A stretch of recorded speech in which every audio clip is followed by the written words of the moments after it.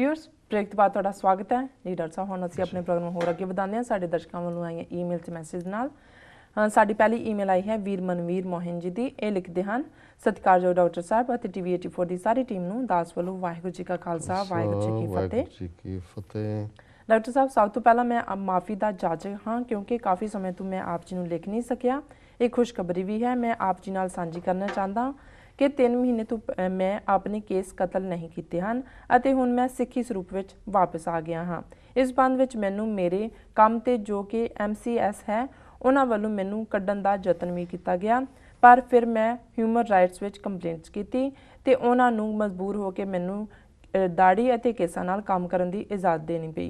इस नाल मैनू एक गल समझ आई है कि असी बहुत बहाने बनाते हाँ कि असी एक जां दूसरी वजह करके केस नहीं रख सकते पर सारी सही गल तो यह है कि जे एक कदम तुसी सतगुर वाल वधाउंदे हो तो सतगुर सानू आप चल के कोट कदम चल के लैन आउंदे हन।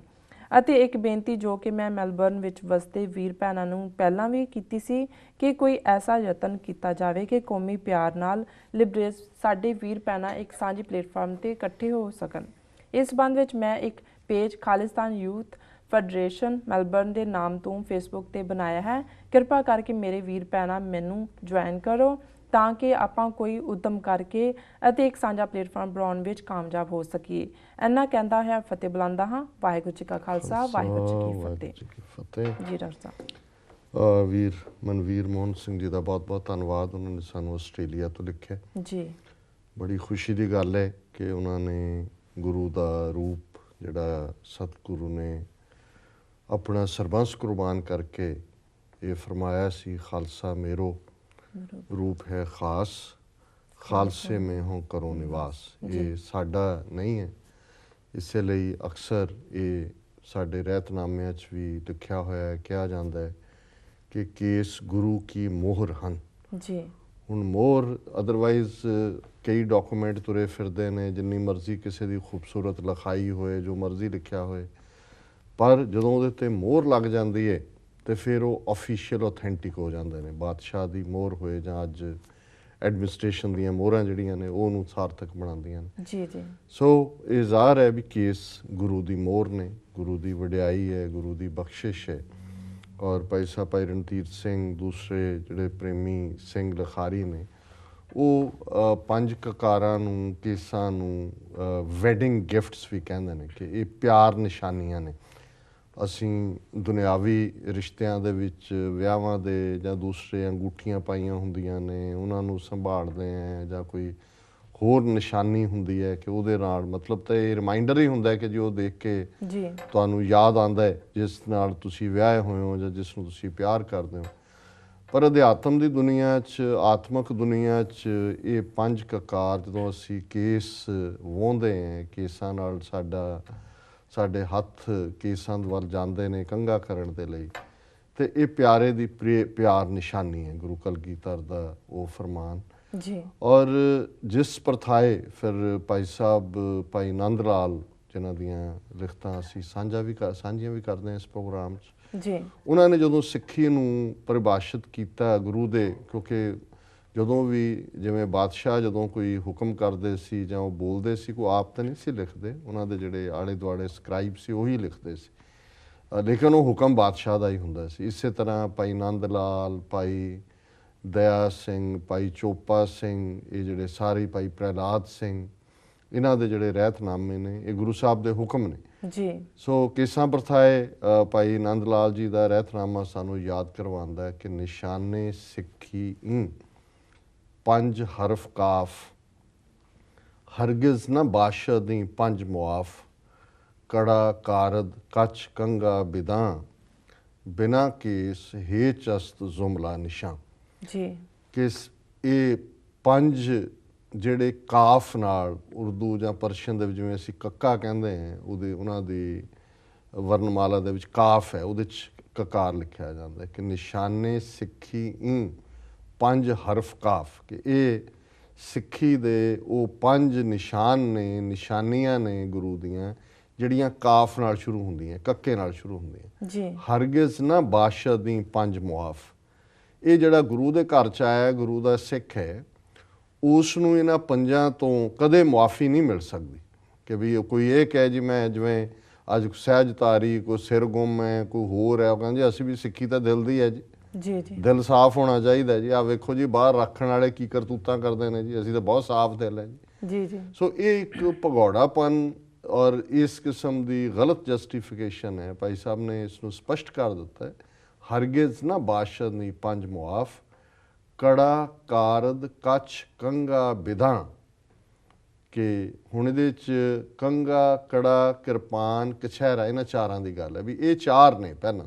ਜੀ ਲੇਕਿਨ ਬਿਨਾ ਕੇਸ ਹੇਚਸਤ ਜ਼ੁਮਲਾ ਨਿਸ਼ਾਂ, ਹੁਣ ਕਿਸੇ ਨੇ ਉਹ ਚਾਰ ਕਕਾਰ ਰੱਖੇ ਵੀ ਹੋਣ, ਕੰਗਾ ਰੱਖ ਲਏ, ਕੜਾ ਰੱਖ ਲਏ, ਕਿਰਪਾਨ ਰੱਖ ਲਏ, ਕਛਹਿਰਾ ਰੱਖ ਲਏ, ਕੇਸ ਨਾ ਰੱਖੇ ਤਾਂ ਉਹਨਾਂ ਚਾਰਾਂ ਦੀ ਕੋਈ ਕੀਮਤ ਨਹੀਂ। ਜੀ ਬਿਲਕੁਲ। ਕੋਈ ਇਹ ਕਹੇ ਜੀ ਮੈਂ ਤਾਂ ਚਾਰ ਤਾਂ ਰੱਖੇ ਹੈ ਨਾ ਜੀ, ਚਲੋ ਇੱਕ ਨਹੀਂ ਹੈ ਤਾਂ ਨਹੀਂ। ਉਹਨਾਂ ਨੇ ਕਿਹਾ ਜੀ ਮੁੱਢਲੇ ਜਿਹੜੇ ਮੁੱਢਲੀ ਗੱਲ ਕੇਸਾਂ ਨਾਲ ਹੈ, ਬਿਨਾ ਕੇਸ ਹੇਚਸਤ ਜ਼ੁਮਲਾ ਨਿਸ਼ਾਂ, ਇਹ ਦੂਜਿਆਂ ਦੀ ਕੋਈ ਕੀਮਤ ਨਹੀਂ ਹੈ ਜੇ ਕੇਸ ਨਹੀਂ ਨੇ।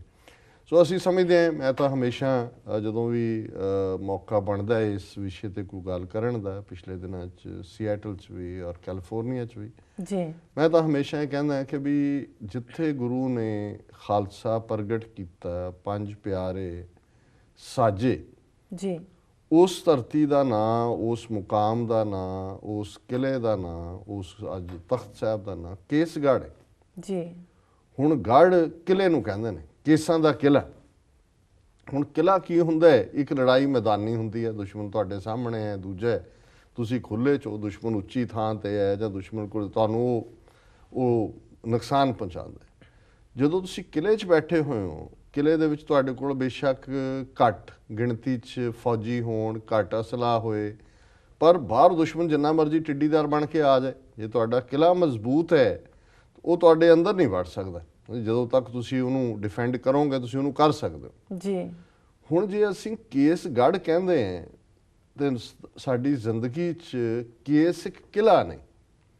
ਇਹ ਨਹੀਂ ਹੈ ਵੀ ਅਸੀਂ ਕੇਸ ਰੱਖ ਕੇ ਕਮਜ਼ੋਰ ਨਹੀਂ ਹੋ ਸਕਦੇ ਜਾਂ ਕਮਜ਼ੋਰ ਗੱਲਾਂ ਨਹੀਂ ਕਰ ਸਕਦੇ। ਇਹ ਤਾਂ ਮਨ, ਪਤਾ ਨਹੀਂ ਇਸ ਮਨ ਖੁਟਹਰ ਕਾ ਨਹੀਂ ਵਿਸਾਸ, ਇੱਕ ਖੋਟਾ ਮਨ ਹੈ, ਇਹਨੇ ਕਿੱਥੇ ਲਿਜਾ ਕੇ ਡਿੱਗਣਾ ਜਾਂ ਡਿੱਗਣਾ ਹੁੰਦਾ।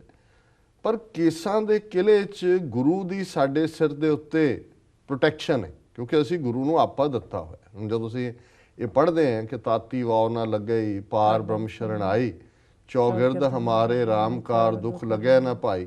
ਹੁਣ ਇਹ ਰਾਮਕਾਰ ਜਿਹੜੀ ਹੈ ਜਾਂ ਵਾਹਿਗੁਰੂ ਦੀ ਪ੍ਰੋਟੈਕਸ਼ਨ ਦੇ ਵਿੱਚ ਹੋਣਾ, ਉਹ ਤੁਹਾਨੂੰ ਤੱਤੀ ਵਾਹ ਨਹੀਂ ਲੱਗਣ ਦਿੰਦਾ ਹੈ।